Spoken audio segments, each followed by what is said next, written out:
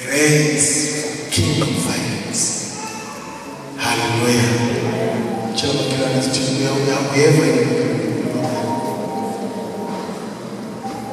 Grace for kingdom finance. So tell me grace for kingdom finance. Yes. Hallelujah. Because it's possible. I know it's possible. Until I introduce a guy. So he bam and I come up. I'm telling you, meetings, I'm a meeting again, my session again. There's conferences where in meetings, there's so many. How should you know those meetings and conferences? The grace, the preaching, the message, and the anointing in that meeting is for soul winning. And I'm sure what's the matter. We're going to have a meeting where we teach about prayer, a prayer conference. The grace, not the preaching, not the teaching, not the anointing in that meeting is for what, Major? Talk to me. On a prayer conference, on a prayer session, the grace, not the message, in that meeting, we impart the anointing for prayer. I'm not sure. We call it a praise and worship conference, or a praise and worship session. I'm not sure.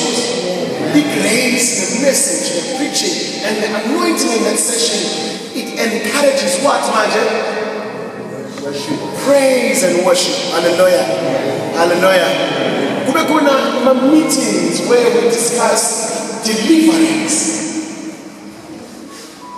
The message in that meeting and the anointing that is shared in that meeting and the teaching in that meeting, it speaks to what?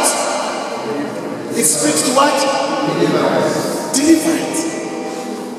Now, when you teach and preach and share the grace for prayer, the church, Bazalwane, gets an anointing for what? Talk to me, Flyhead. It speaks to what? The people get an anointing for what? For prayer. When you teach and preach on deliverance, the people get what? Deliverance. Mofunzisa futhi ushumayela usherisha the anointing for praise and for worship. The church gets into a mode of what? Talk to me. It gets into a mode of what? Praise and worship. Now, when you teach, when you teach and preach,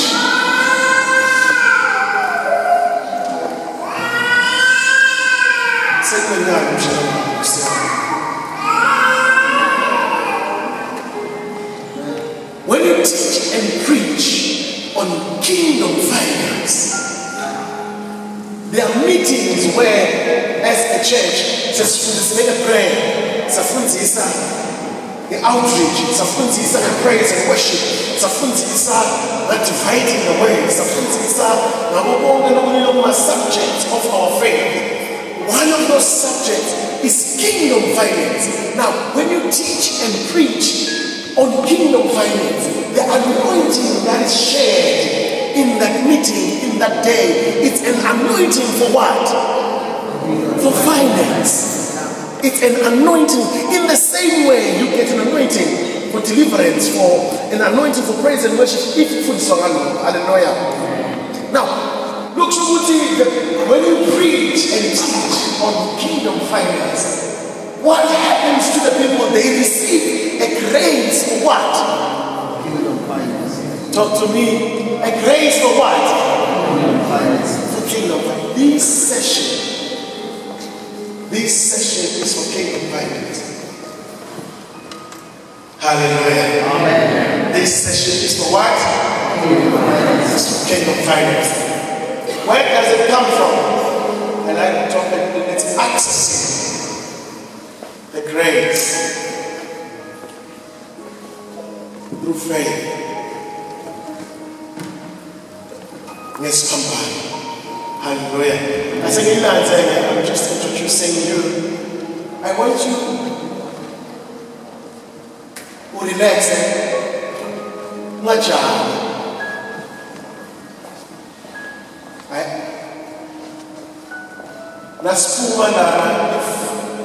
If you success today, you must come out angry.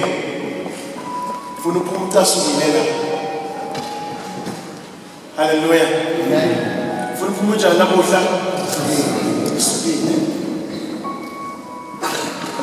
This is not one of the messages or the topics that are going to excite you. You will be excited, yes, but somewhere in your heart, you're provocated. There's something in you that is really going to be uncomfortable. Hallelujah. It's because we're talking about money. Money. Okay, Calvary. This is where it all started. You can Calvary, let's have a yet. Like Calacona. Because it's a passing. I don't know now. And the passing of the Bible describes the Passover on Exodus 12. Sit and receive the impartation. The whole chapter of Exodus 12 will explain how the Passover should go, number 1. 2, what should happen during Passover. Hallelujah.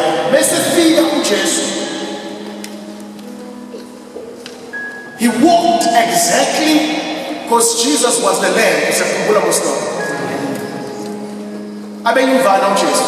But fulfill exactly what God had said to Moses, Exodus 12. Amen to that. Let me just quickly explain to you what happened in Exodus 12. The King of Finance today in the church. I'm introducing my subject slowly with you. I want you to relax.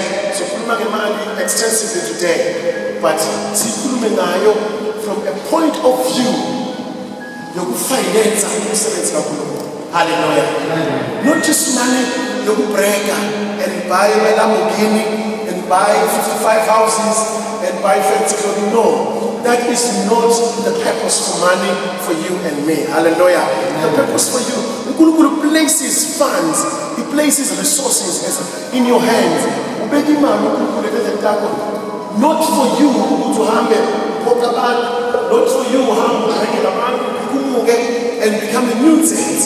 Place some resources in your hands because He has trusted you.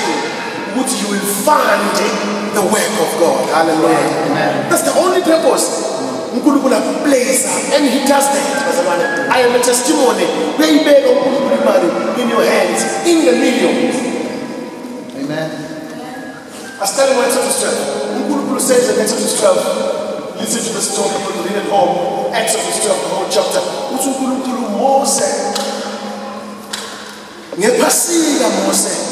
Number 1. Nyawuthatha ingane 1 year old. 1 year old.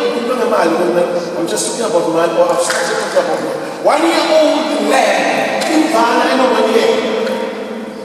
And for 7 days, ni seclude, make sure that it remain pure. Leyo mvana bese niyayihlaba.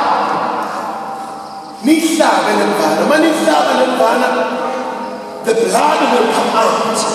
Kwakufuneka le blood lengadi, amisho. Nifake in a bowl lengadi. And then bese nithatha ihyssop. Yeah, ihyssop kasabani. Hyssop is a small plant. It grows up to this height. Yababa, and it has a mint smell. In our healing particles for flu and many diseases in our bodies. Put in your tata hyssop. Me father with a pound of blood. Then the pound head out. You put the hyssop say that, and then you go and at the door. You see, and he painted the door with the blood and hyssop, right? Paint the door. Why were we painting the door? At the time, God was planning to destroy Egypt I'm a firstborn as in Egypt. You remember the story? So for the angel of death, he needed a sign. Somebody say a sign. He said the blood will be a sign to the angel. Hallelujah. I used to hear. So that the angel may not come in and destroy abantu okumahambela ngabafu. Hallelujah. Looks over to the blood became a sign. Bowusinza ungafi hayi ngoba ukwatile. Hayi ngoba uhlakaniphile. Hayi ngoba u-armed. Bowusinza just because you have the sign. And those who never had the sign, no matter how powerful they were, the angel would come and kill them. That was number one. Take the animal, kill it, get the blood, paint at the doorpost. Number one. Number two, and then take the animal. You've taken the blood out, right? Now take the animal. Bride the animal. Somebody say bride. Bride. How? Okay,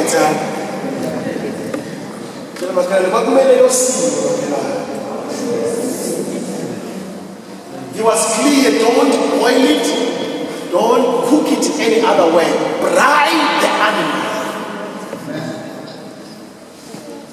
No see where you would.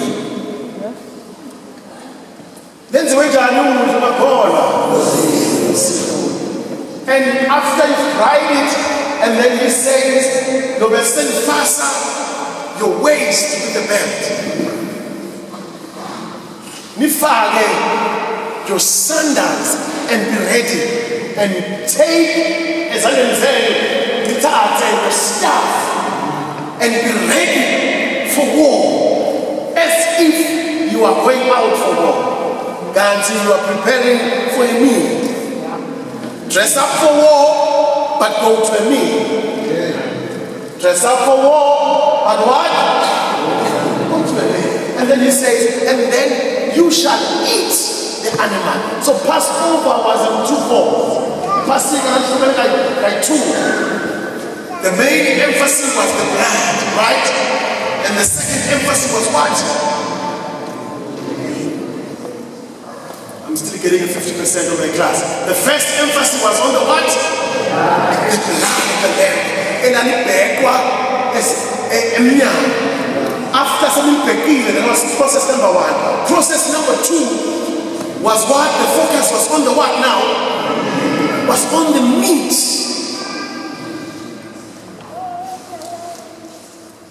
And then he says, you will eat the lamb.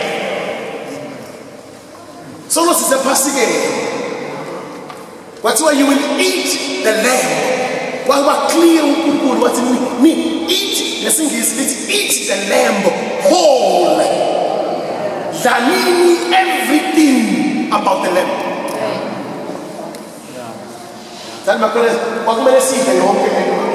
Everything.